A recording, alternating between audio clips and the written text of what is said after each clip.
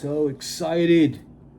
Today's Friday, and there's a lot of good prog stuff out that came out today. Let me show you, other than the big Kuhana that came out today, let me show you the other stuff I got. I got the Beat. This is like the original lineup of the 1980s era King Crimson. Half the team. It's Adrian Belew and Tony Levin teamed up with Steve Vai and Danny Carey from Tool. And this is very commemorative because this was taped at the show that me, my roommate, and his brother went last year. Taped exactly on November 10th, 2024. I was at this show at the LA United Artists Theater. And what a souvenir. So this is a 2 CD Blu-ray set. So the Blu-ray has the concert, and it's got bonus video material, like when the crew arrives, the setup, the beginning tour interview, and I guess while on the road they were interviewed during the mid tour and the end tour. They came back to LA area a couple times after they did this 3-night gig over the United Artists, and they came over to. I was half tempted to go out in Thousand Oaks to see him again, at the same venue where I saw John Anderson and his Three Geeks play. Very nice venue.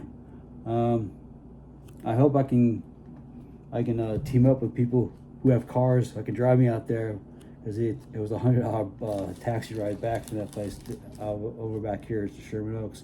So I got that. I'm excited. I'll be doing this next week. And I also picked up a remastered version of Alan White's only solo album. Alan White, the drummer from Yes, who passed away a couple years back. They released this only solo album, released in 1976, and it's got some bonus tracks on it. Other than the original 9 tracks, there's I guess a single version of the first track of Ooh Baby, and another single version of One Way Rag. I guess they try to get some singles out of this album. Does anybody remember? I mean, I was 12 years old when this album originally came out, so. But let's show what the main event is this week, and I'm going to be opening it right here. I can't contain myself. Look at that! It's finally out. It's finally out. The 50th anniversary edition of Genesis Lamb Lies Down on Broadway. It's been delayed like 2 or 3 times in the past, and I heard various reasons. The shop owner I bought it from in Freak Beat in Sherman Oaks told me that it's been delayed so much because Peter Gabriel was putting the 7.1 Atmos skids to it, and I guess he needed a few months, because he put his last solo album in a 7.1 Atmos mix, and it was very, very impressive. I think it's one of the finest mixes I ever heard. Of course, he's got that giant, huge studio out in Bath called Real World Studios, where this was remixed at, and it's very it's really high end studio. Some bands I love worked there, such as Marillion worked there. They recorded their last album there. But this is quite the crowning achievement here. And it's a very album that's very near and dear to me, because a lot of who know. Let's put it this way: if there's no Genesis fan out there who doesn't consider this one of their favorite albums, even going back to my teenage years, even my roommate and his brothers out in New Jersey. We've all bonded over this. The girl I used to date out in New Jersey in high school, She considered this to be her favorite Genesis album.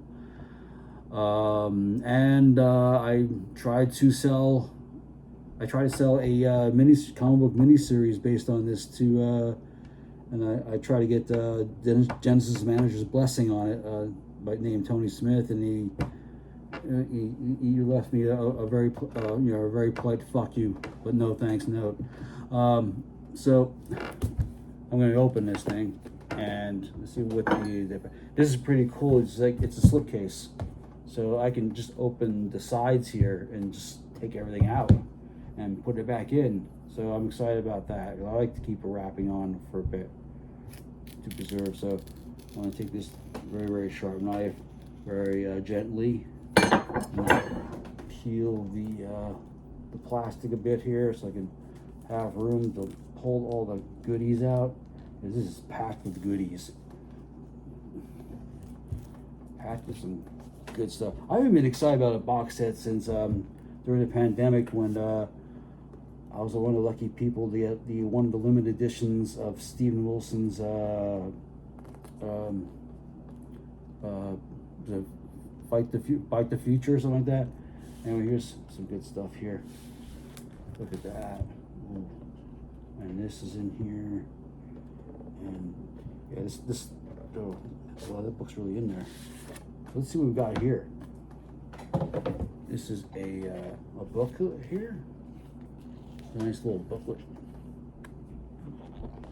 And this is like a history of the album, or the behind the scenes in making it, with the studio, with the photos of the studio they recorded it at.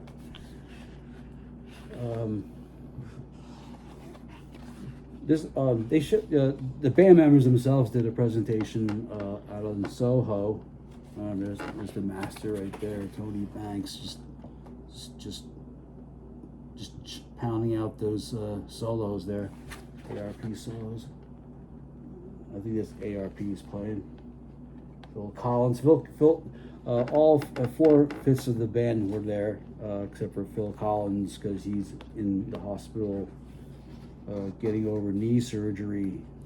He's been, all the members are very healthy. They're in their late 70s or so these days, and relatively in good health. I mean, you've seen Steve Hackett up close. I mean, was the last time I saw Steve Hackett live 2 years ago. He looks in better shape than John Anderson these days. I noticed that I saw John Anderson last time. He's starting looking a little ragged these days. And there's the concept, some pictures from I'm gonna say Hypnosis when they did the photos sessions, and that's, and of course that's the album. You notice that.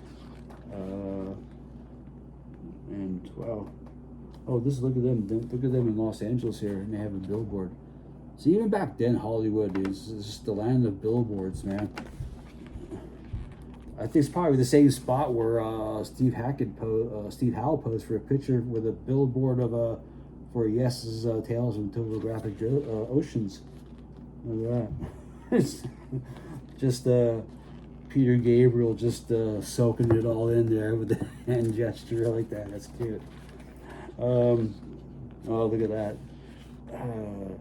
This is some of the pictures of the elaborate costumes they did during the show.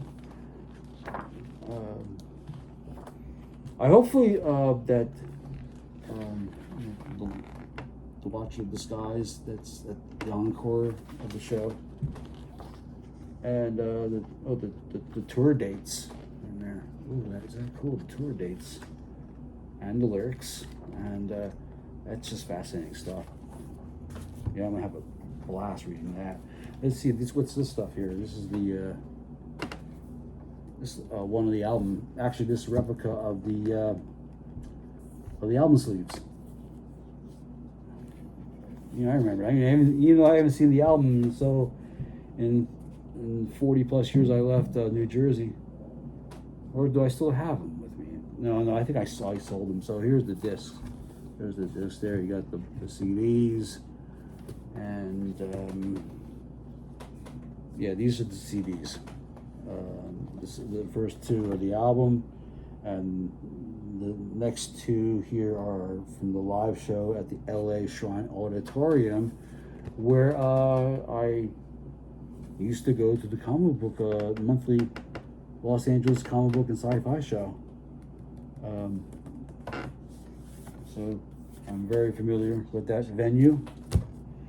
What's this cute little thing? Okay, this is a little something new here. Oh, we get some interesting things here. Look at that. This is, I assume, oh yeah, look at that. The Blu-ray. Wasn't that? Oh, that's so awesome. They put the Blu-ray an extra wrap there, so not to damage the movie, because the Blu-ray, that's the most the pristine disc here. This is why this counts for like 80% of your grade. This and it's the Blu-ray. This is why, because it's in the Atmos. It's mixed in Atmos by Peter Gabriel and Tony Banks at Real World Studios, and that's going to pay for the tickets. So this is, oh, look at this. This is the official program. So, wow. My my record store retailer who sold this to me, he said he was at this show, and he said he remember he still has a copy of this program somewhere. Man, look at some goody. Look at this stuff. Wow, look at that. Let's see this. Let me show you this. Look at that picture. I assume these are Armando Gallo. Yeah, and this is, I had two books before leaving New Jersey. I bought two books by Armando Gallo. He did on Genesis, and they had really shit quality paperback books. And I remember the first one I bought just fell apart. The glue on the spine came all across everything. Hard to keep together. I might have it somewhere around here. And he did another book, just a photo, but it was like the first book was like History of Genesis. I forget who the biographer was. Maybe he wrote it himself. And the second book was just like mostly photographs. And I don't know, maybe some of these photographs are reprinted from the second book. It's hard to recognize some of these things.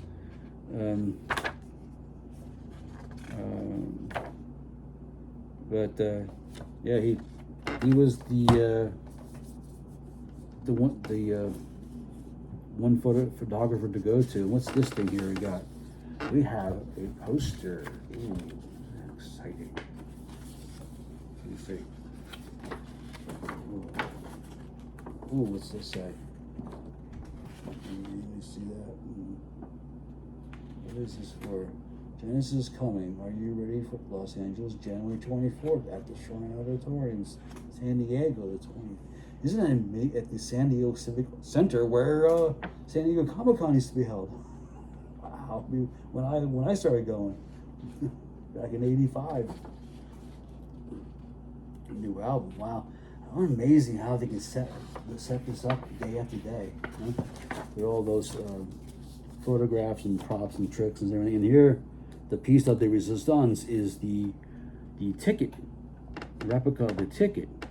And you need this ticket in order to download as a special download of demos of The Lamb Lies Down Broadway. And I hope it concludes. I heard a track, this guy who used to work with me on my deposit comic book, he has sent me a tape of some Genesis demos, and there was a song on it, and he was telling me, I don't know, he was telling me where I read about online that there's an acoustic song on the demos that was supposed to be the original ending for the double album Lamb Lies Down Broadway, and they they took it out and they put it instead. And I always wondered why it sounded so disjointed from the rest of the album. It sounded like it was something that was just tacked on at the end. And hopefully, I'll hear the original ending of this. Okay, well, that's not all I wanted to show you guys. As I was telling you before, I'll put all this together. I was telling people before, last night I was speaking briefly on my comic books notes, doing some comic book notes, and I wanted to show people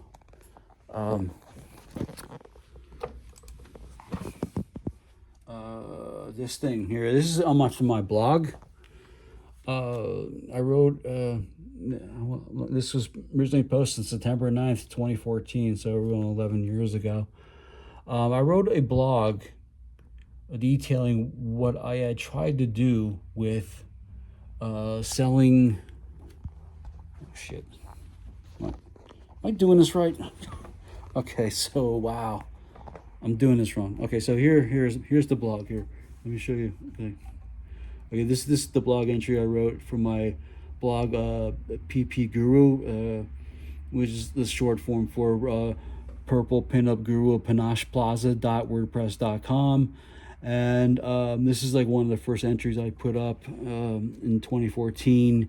And this was a, I'm just going to keep it here. And I detail my journey in trying to get this done as a comic book series. And I go through here. Here's one of the sample sketches here of the supernatural anesthesiast character. This is I saw him depicted in this fashion in the slideshow from the original. Hold on a second. Let me pull the mix from here from his one. This is from 2007-2008 mix. This is the DVD surround Dolby surround mix. Dolby's actually just puts Dolby mix. And there's a DVD of the original album, remastered in 5.1 Dolby surround by the original engineer Hugh Padgham. And this one stands out to the others because rather than just show stills from the albums and dispersed throughout the other discs like Trick or the Tail, Winter Weathering, whatever, they had slides from the concert in there. And I had seen that this was and I had seen that Supernatural Anesthesiast was goddamn. Can you see that? Can anybody see that? Damn. Yeah, okay. I'm gonna keep it like that. That looks better, right?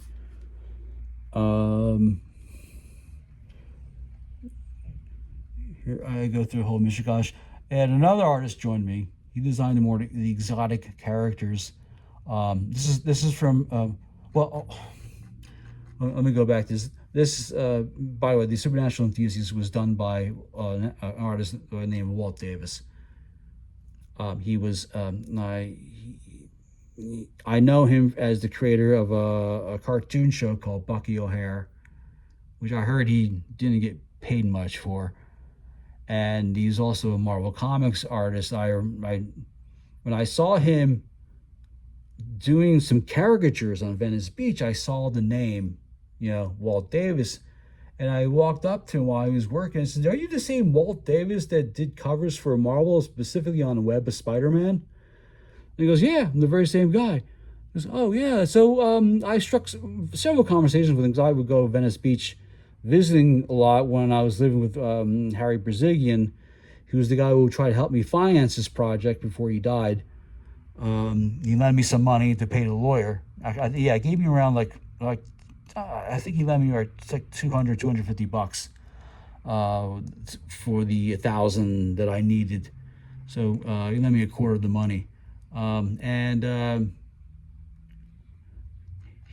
I got to talking to him. I happened just found him on Venice Beach one day, and I was telling him about this idea I had, and would you like to meet somewhere and talk about it? And he wanted to go to Taco Bell, and I go, okay, you want to go to Taco Bell? Let's go Taco Bell and talk about it.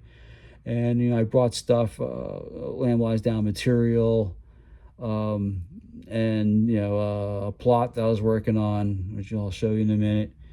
Okay, so the second artist is Rafael Navarro. Rafael Navarro was employed working at WB Animation on shows such as Scooby Doo and the Batman the animated series. And he's widely known as a character, as the creator of. Hold on a second. Hold on, we got to take another trip.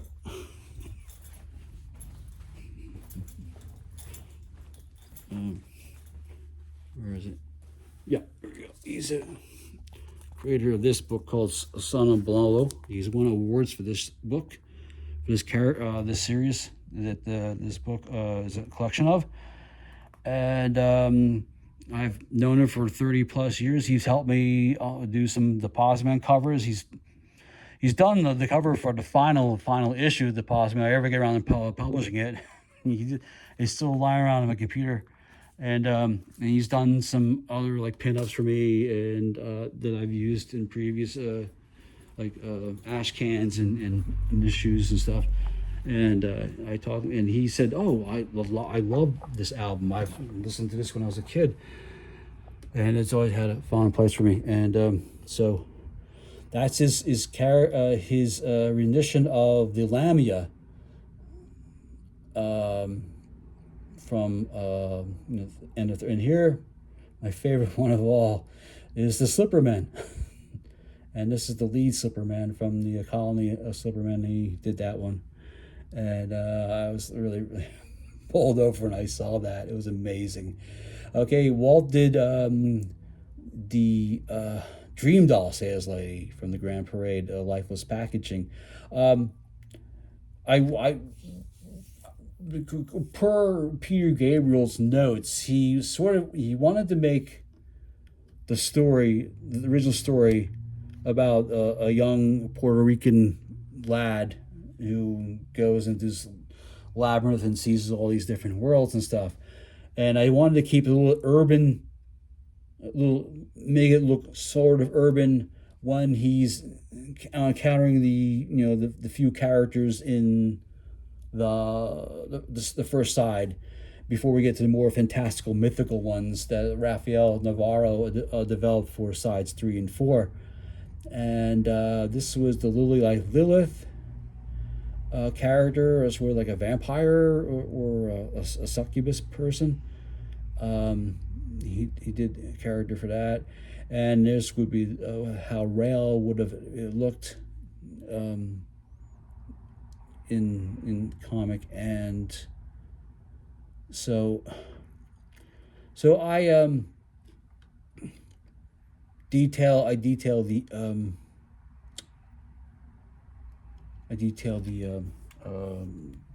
job of trying to obtain a lawyer through Harry and Brazilian's help, and my editor Sparky Santos's help.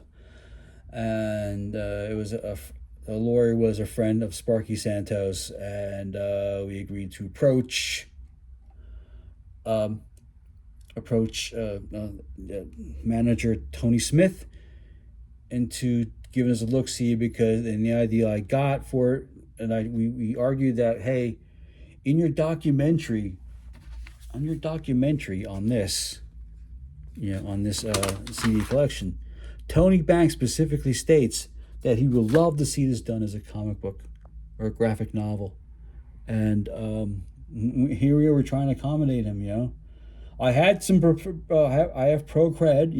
I've self-published 7 issues of my The Posman comic book, and written for Comics Buyer's Guide, and a few pieces here and there. I I can't verify this, but the artist, the Deposit artist, and I did a couple of 3-page stories based on supporting characters from our series, and we, to take to Heavy Metal magazine because his character called Race Yukon got in, and we wanted to team up with one of my characters from Deposit Man, and one of those stories I printed on my blog, but I know we did another one. I can't find the originals for it. So I had some cred. I thought I have heavy metal cred, heavy metal writing cred, my own self-publishing cred, and comics buyers editorials cred. So I figured I had a good chance of getting a gig like this, or spearheading a gig like this. And here is my outline for how the books would look.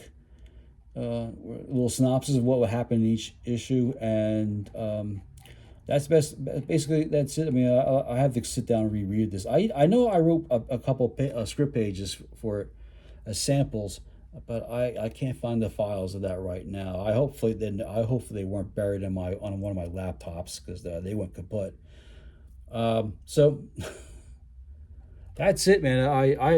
This is a blast. I'm happy to have this package finally. And that's my bonus video of the week. All right, I can't wait to listen to this tonight. Oh, I got a really, really cool wine to go with it too. Let me look at that. Boom.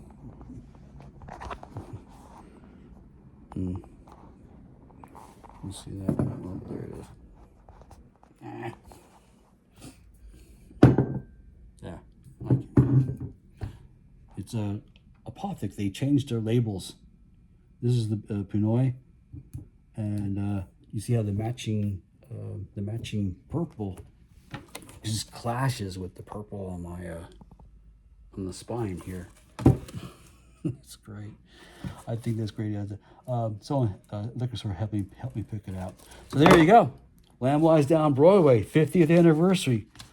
I'm gonna be rocking tonight. Okay. Good night. Bye.